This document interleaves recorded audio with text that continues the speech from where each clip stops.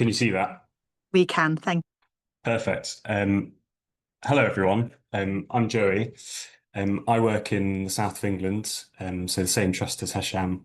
And I'm going to talk to you a bit about how we use simulation in our trust. I'm presenting on behalf of some of the other people listed below. Um, so simulation, I'm sure everyone's been involved in simulation in some form, either as a provider or a candidate, and we all know its importance. In my trust in particular, the largest cohort of resident doctors are foundation doctors, so doctors in their first 2 years of training. And from the curriculum here, it's highlighting its importance. So simulation helps to practice clinical skills in a safe environment, but also improves things like technical and teamwork skills, and situational awareness and leadership. So it's really encouraged as part of the foundation training that they should have some simulation. Um, my role is I'm a postgraduate education fellow in the trust. So I have a lot of free time to be able to contribute to the simulation program.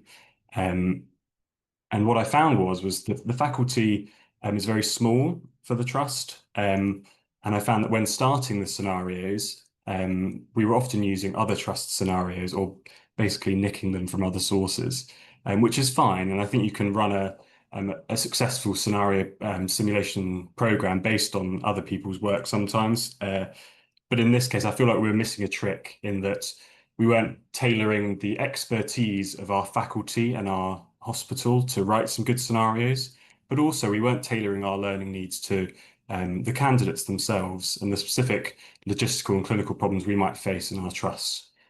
So what I decided to do was to take an MDT approach, so a multidisciplinary team approach, to writing some new scenarios for the upcoming simulation program.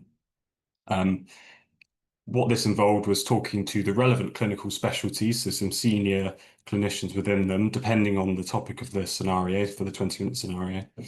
And what I would then do would be to co-write a scenario with them and try and include a real-life guideline or protocol that's used within that specialty that the candidates can then use. And hopefully at the end of this, I would have a kind of, I've tried to make this like a golden outline, but a golden folder of HHFT approved scenarios that we can use as part of a 2-year rolling program and kind of build that infrastructure. So how we did it. So between November and December of last year, I talked to these three specialties within our trust. So I talked to the stroke physicians and we made and co-wrote 2 scenarios. One was a thrombolysis scenario.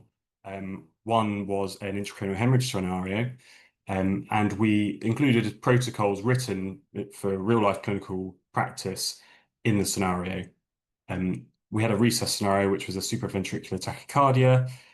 For this, we co-wrote a scenario with the resus team, but I don't think we could improve on the ALS guidelines, so we didn't use a tailor-made protocol for that one. But for the hematology scenario, interestingly, we did a transfusion-associated circulatory overload scenario, which involved the candidate prescribing some blood and consented them for it. So we included the new consent form that was used in our trust and a TACO kind of guideline.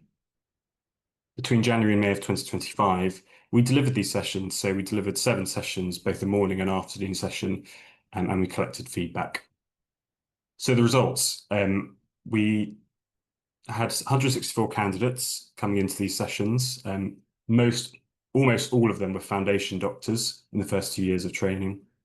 And we looked at quite a binary, simple outcome in that we're looking at whether candidates reported improvement in their confidence or knowledge, depending on the scenario. And here are the results. I've put them in green because that makes them look better than they are, but I think you could admit that they're already pretty good. A large proportion of the resident doctors doing these scenarios reported an improvement in their confidence and knowledge, but that's not super interesting in of itself, and it's probably not why I'm talking to you today. And there are some unintended benefits of taking this multidisciplinary team approach to writing these scenarios. So for the stroke scenarios, we included a thrombolysis proforma or a guideline as part of the scenario. And as we invited some of these stroke physicians to facilitate the sessions as part of faculty, in the debrief after the 20-minute scenario, candidates often brought up issues they found in terms of troubleshooting the pro forma. So candidates had specific issues of where can they perform thrombolysis.